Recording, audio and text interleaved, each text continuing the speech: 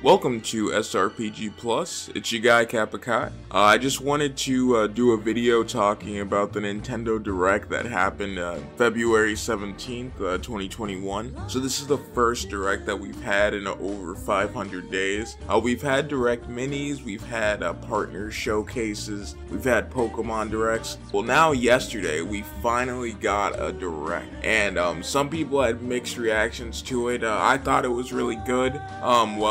Let's get into what I thought about it. Alright, so to open up the Direct, it starts with a Smash announcement. Well, at first, it seemingly just seems like Xenoblade Chronicles information. Shows Xenoblade Chronicles 2, game that came out at the end of the first year for the Switch, December of 2017. One of the best Nintendo Switch RPGs, and one of the best RPGs I've played probably in the last 10 years, I'd say. That game was amazing, and at the end, it had a really strong ending, and it kind of tied that into the Direct announcement. And you guys already saw the Directs. I'm not gonna go too much deeper into it. Rex is looking for Pyra, and then he just stumbles across, like, it looked like Battlefield or Final Destination, and then he sees her, and then Pyra's like, yo, I got into Smash. Smash was revealed. Sakurai literally said he wanted to add Rex and Pyra, but it was too late. When the game came out, he was already making it. I feel like Rex is a strong contender, but then they said it was only third party, so he was kind of axed. Up until now,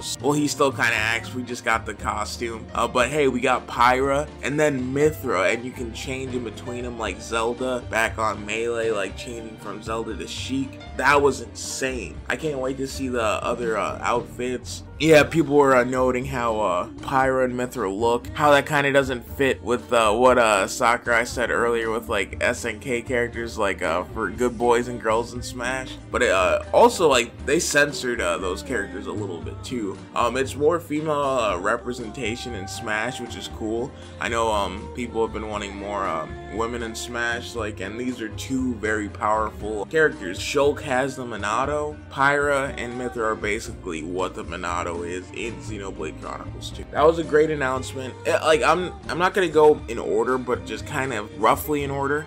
Fall Guys is finally coming to Switch. My notes for this was that was cute, but is this a little too late? Like, I feel like once Among Us took off, it kind of left Fall Guys in the wayside on its unstable gravity and physics.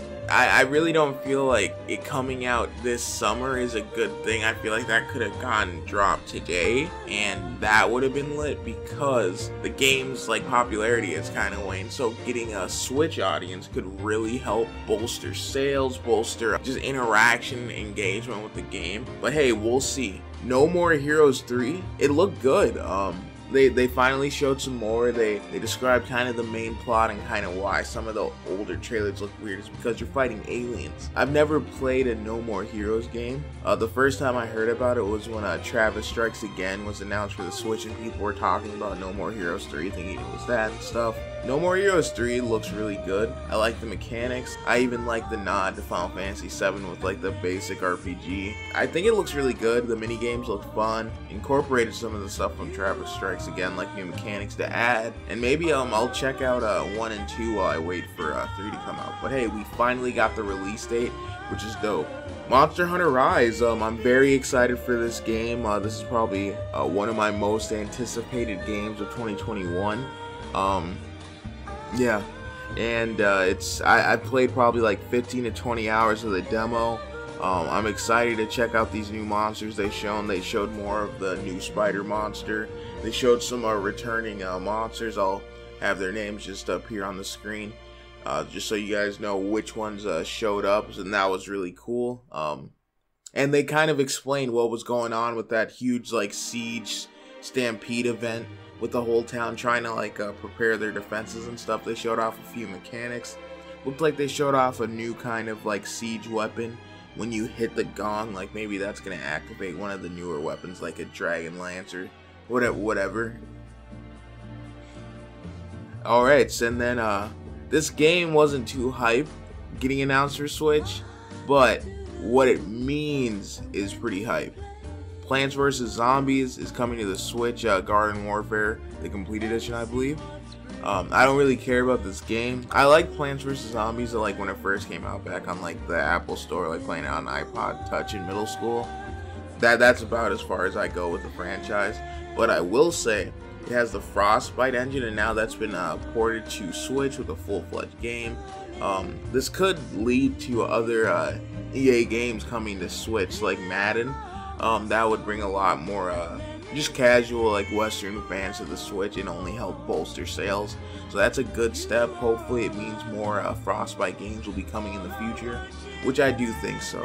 And then Project Triangle Strategies, basically the next game in the Octopath Traveler HD 2D engine through Unreal, and it's made by Square.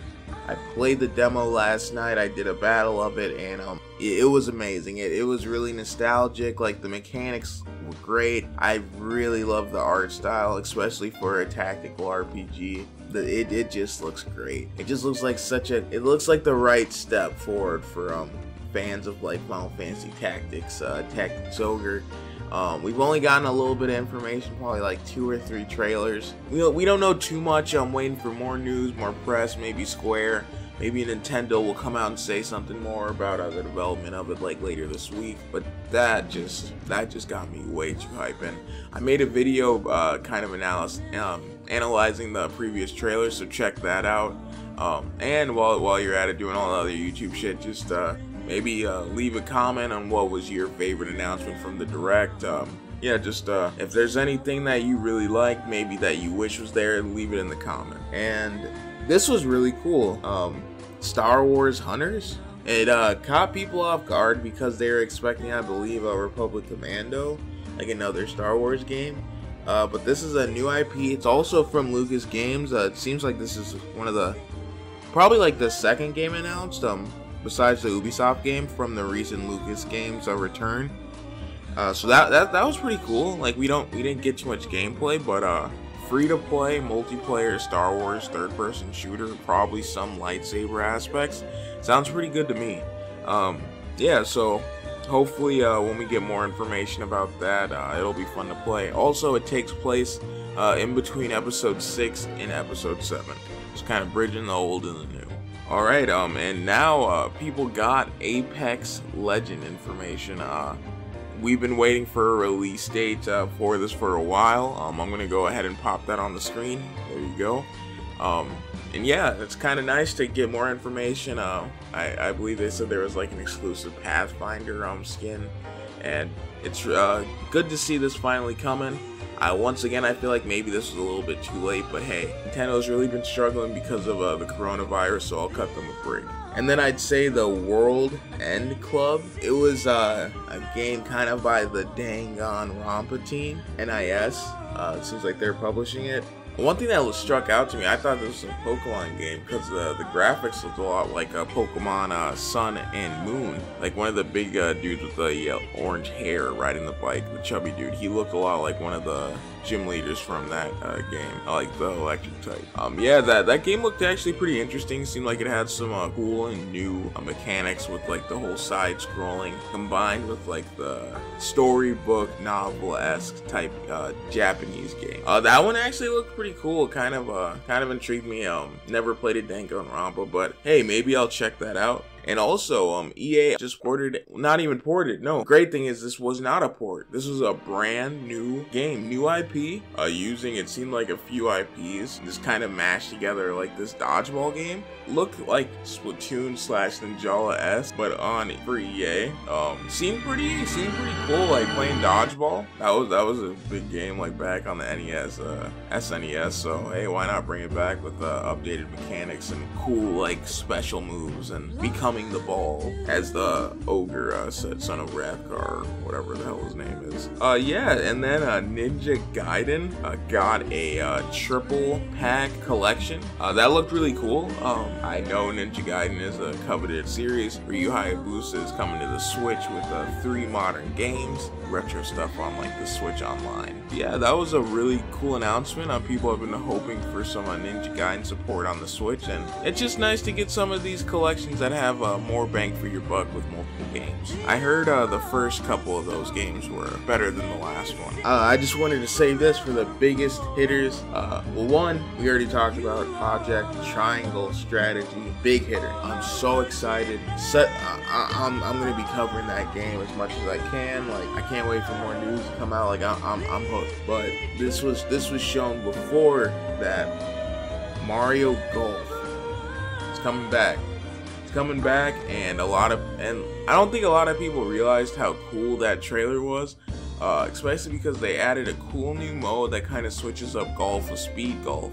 But then, it seemed like for the first time, they implemented some of the Game Boy Advance and Game Boy RPG elements from Camelot's Mario Golf. And so now you can kind of create your own character, level up, play against the actual Mario universe. And I remember a lot of people were saying that, like, with Mario sports games, like, they thought that was kind of the golden age for them, like, kind of making it more about, like, you and not Mario.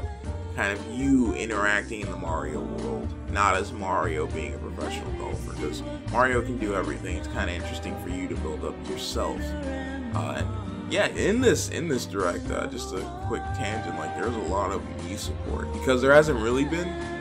The only time I've really used a Mii was for Super Smash Brothers. So yeah, it was cool to get like stuff like Miitopia and stuff, but hey, that's not a big hitter. The next one would be Skyward Sword, Legend of Zelda Skyward Sword HD. That was hype. I will say though, I'm sad that he started by saying, yeah, Breath of the Wild is going smooth, but we ain't got no info for you. That was the game I wanted to see the most. I've recently been putting like 30 hours into Breath of the Wild, like just playing it again. I just recently beat the DLC final boss and got the motorcycle. So I feel like I've done everything that I wanted to in the game. All I need to do now is just beat the sword trial so I can get an upgraded Master Sword. I will need to do that if I can play Breath of the Wild 2. But in the meantime, I can play Skyward Sword.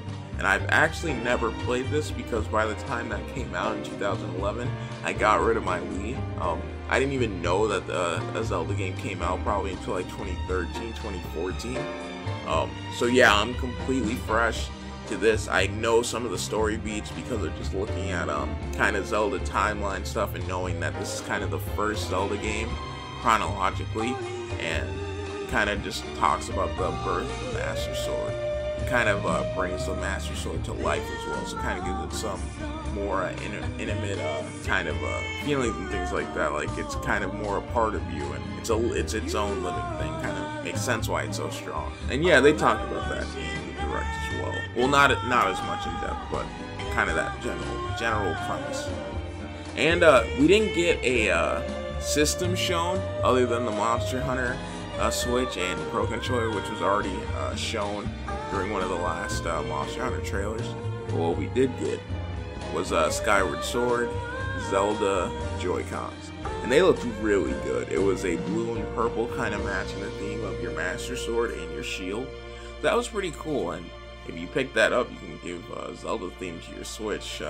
And it's been a while since they kind of slacked on the Joy-Cons recently.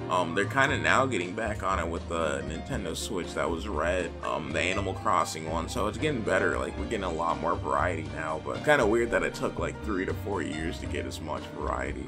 And then it ended, well, before I transition to the last one, I just want to say, I wish they showed Wind Waker and Ocarina of Time, or Wind Waker and Twilight Princess, or Wind Waker and like a 2D Zelda, or a 2D Zelda and another 3D Zelda. Like, I feel like they're gonna do a similar thing that they did for the 35th anniversary of Mario and give us another 3-pack. So I just wish that they showed something off about that earlier. Yeah, I feel like with just Skyward Sword, like kind of one of the more niche-er Zelda games, because not as many people played it, I believe, compared to like the other mainline 3D Zeldas. Yeah, kind of a little underwhelming, but I've never played it, so I am still hyped. And then it ended up with some random news for freaking Splatoon. I did not expect this at all. I don't think anyone going into this was expecting to get some Splatoon news. Yeah, The second to last announcement was Zelda, and I thought it was gonna be something like kind of also Zelda related, but no, it was Splatoon, and it kind of showed stuff in engine, showed some new weapons, showed like there was some like heavy duty like paint guns, and then there was a freaking bow. There was a bow and arrow, so it definitely seems like there's gonna be some new stuff that wasn't in Splatoon 2, which is nice. I put a good amount of time in that game, and it was one of the funner shooters that is on the Switch. And hey, you got Apex Legends, Garden Warfare, and Splatoon 3 news, so getting some shooter news on the Switch. This was your guy Kappa Kai. I just wanted to do some thoughts on the Nintendo Direct that just took place. Some people may think it was a little underwhelming. I can definitely understand that. I'm a huge JRPG and RPG fan in general, so a lot of the stuff that they showed that a lot of people in America wouldn't like, it tugged at my heartstrings, so I was just super excited.